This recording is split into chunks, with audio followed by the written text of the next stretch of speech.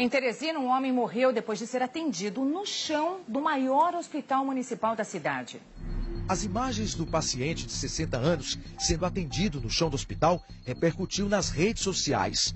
A massagem cardíaca deveria ter sido feita numa maca com aparelhos e outros procedimentos necessários, o que não aconteceu. 2 horas depois, o paciente não resistiu e morreu em um dos corredores. E esse não teria sido o primeiro caso de morte por demora no atendimento. A superlotação é um problema antigo do hospital, que além do Piauí, recebe pacientes do Maranhão e Pará. Essas imagens, feitas por uma câmera escondida, mostram como estão os corredores do maior hospital municipal de Teresina.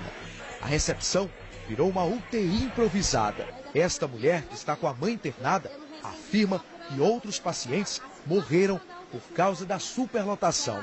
Eu vi 7 pessoas morrendo, entendeu? No corredor, morrendo.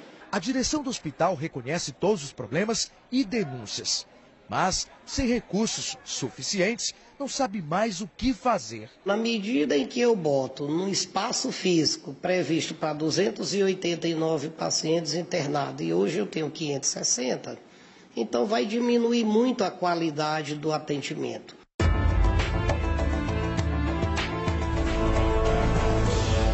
Sendo pioneiro nisso. Também falou-se muito da questão em vez de estar se investindo no Brasil, está se investindo em Cuba. E não é uma verdade, porque a verdade é que não falta dinheiro no BNDES, a verdade é que as secretarias estaduais, municipais, federais não conseguem aplicar todos os recursos que tem. O governo do Estado de São Paulo está com 40 bilhões de reais em caixa, que não consegue transformar os projetos. A própria Secretaria de São Paulo parece que tem 9 bilhões. Então, hoje no Brasil, uma grande dificuldade de se realizar projetos por questões ambientais, aprovações, licenças. Quer dizer, é quase que um apagão de projetos, faltam projetistas. Então não é que está se aplicando em Cuba em vez de fazer portos no Brasil. Também isso precisaria ser um pouco melhor estudado antes de se afirmar. Amigos ouvintes, eu estava em férias e voltei hoje, lendo nos jornais notícias do nosso governo.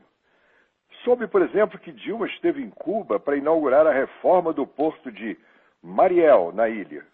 Finalmente o porto ficou pronto, novo em folha com as reformas. E podemos, nós brasileiros, ficar felizes ao saber que o porto foi financiado por nós mesmos. Isso, por nós brasileiros com o dinheiro que pagamos em impostos. Mas temos de ficar felizes, porque foram gastos cerca de 700 milhões de reais para a turma dos velhos dirigentes cubanos, cada vez mais velhos. Nós pagamos 700 milhões em empréstimo a Cuba, que só deverá honrar a dívida, talvez, quem sabe, em 2027, se não houver calote, se os sucessores dos velhinhos comunas de hoje forem honestos e não nos mandarem a lamber sabão.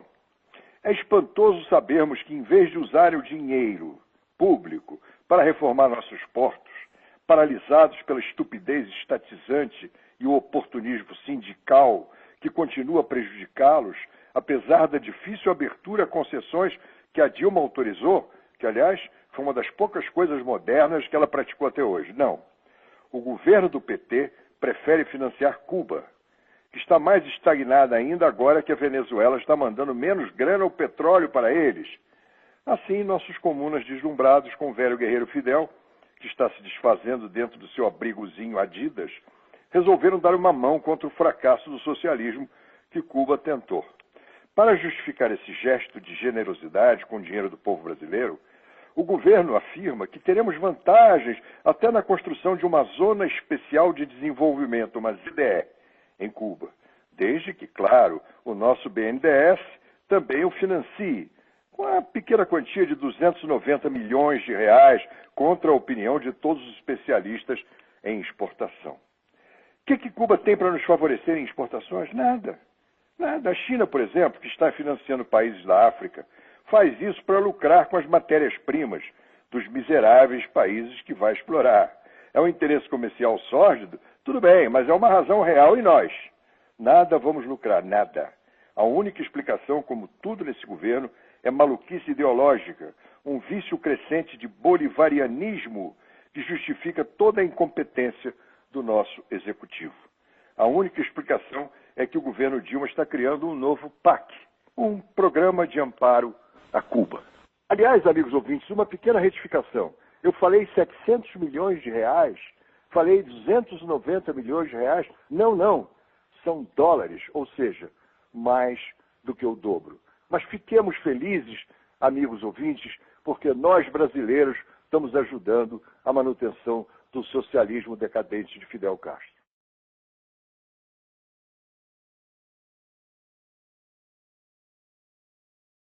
O retrato do desespero. Você vai ver uma cena incomum, difícil de ser vista, eu diria, de uma médica desesperada porque não consegue atender a unidade de saúde lotada. Ela diz: a saúde está zerada e os pacientes estão morrendo. Esse foi o desabafo da única médica de plantão em um hospital público no Rio de Janeiro na noite de ontem. Pois é, única médica de plantão, dezenas de pacientes esperavam na fila do atendimento, mas sozinha a médica, claro, não tinha muito o que fazer. Revoltada, a médica interrompe o plantão para desabafar. Tô sozinha nessa porcaria aqui! Não posso fazer nada pelo excesso de pacientes doentes! E a secretaria, o governador não faz nada! Cadê o Dom Pedro II? Nós somos sobrecarregados! Eu sou diabética e hipertensa! O Dom Pedro II tá lá, os médicos não atendem porque não tem cama! Eu já tô de saco cheio, eu vou ser punida por uma boa causa! Desde o incêndio no Hospital Pedro II há quase 2 anos, a porta do Hospital Rocha Faria, em Campo Grande, zona oeste do Rio, fica assim. Congestionamento, ambulâncias do SAMU e dos bombeiros fazem fila. Pessoas em busca de atendimento se aglomeram. Os pais ficam desesperados. Que absurdo é esse? Me mandaram pro centro da cidade. Como é que eu vou sair daquele Campo Grande do centro da cidade? Eu trago um otorrino pra minha filha. Como eu vou sair daqui? Como? O idoso passa mal sem receber nenhum acompanhamento. Não é só ele quem sofre. Minha mãe com o útero pra fora, disseram que ela vai ficar aqui porque só pra tomar medicação pra dor, que não tem ginecologista pra tirar o útero dela pendurado pra fora. Só uma médica atendendo porque os outros médicos tudo foi embora, meteram o pé. Isso é um absurdo. O equipamento para prestar socorro está em péssimo estado de conservação. Os funcionários reclamam dos salários. Olha o nosso contra-cheque, ó. 550 reais. Esse contra-cheque que a gente tem. A gente nem a ficha do médico, a gente tem direito a colocar. As condições são tão precárias que só resta ser solidário e paciente com os médicos. Ou melhor, com a médica. Todo mundo cobra. Vai um com uma ficha, vem outro passando mal, tem um infartando lá dentro. Ela na correria pra lá e pra cá sozinha. Eu vi. A saúde está zerada. Os pacientes estão à míngua, estão morrendo. É inacreditável, eu confesso que eu nunca vi um desabafo tão verdadeiro e tão sofrido também por parte de um médico. A Secretaria, inclusive, Estadual de Saúde do Rio de Janeiro disse que vai apurar as denúncias, não adianta só apurar, tem que tomar providência mesmo, não se trata só de uma questão trabalhista e burocrática, é um caso de saúde pública. Ela está cansada, essa médica. Todo dia ela passa por isso. Ela diz que vai ser punida porque provavelmente os chefes dela vão puni-la. Vamos ouvir de novo o que ela disse. Tô sozinha nessa porcaria aqui! Não posso fazer nada pelo excesso de pacientes doentes! E a secretaria, o governador não faz nada! Cadê o Dom Pedro II? Nós somos sobrecarregados! Eu sou diabética e hipertensa! O Dom Pedro II tá lá! Os médicos não atendem porque não tem cama! Eu já tô de saco cheio, eu vou ser